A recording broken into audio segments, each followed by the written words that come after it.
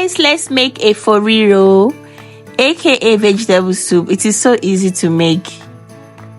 So to begin, I started by chopping my spinach. You can make use of just fluted pumpkin leaf, which is ugu leaf, but I prefer to add spinach to mine. Now these are my pepper mix. I made use of red bell pepper, scotch bonnet pepper, and shombo, and then I blended together with some onions.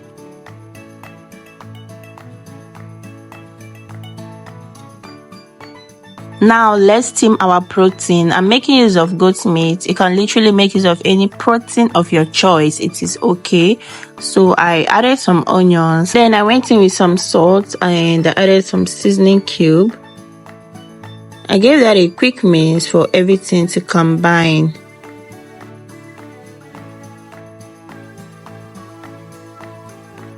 And then I covered to cook while I proceeded to making the soup. I added some oil to my pot and then allowed her to heat up before adding my onions. I sauteed the onions until it's translucent, and then I went in with my iru. What is Efo Riro without iru? It is called locust beans. So at this point I went in with my crayfish. I gave that a quick fry for about 3 seconds. After that, I went in with my blended pepper mix and onions. And then I fried that for solid 5 minutes.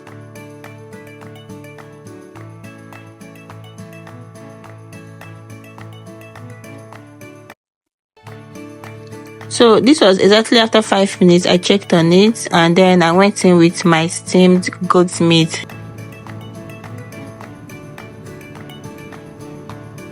I gave that a quick mix, and then at this point I added my chopped momo.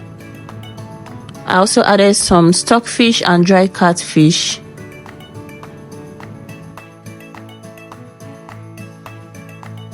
This was exactly after 5 minutes. I gave it a quick mix and I proceeded to add in my fluted pumpkin leaf.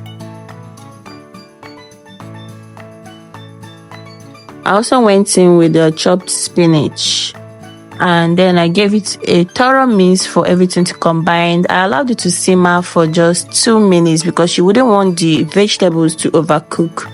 And guys, it is ready.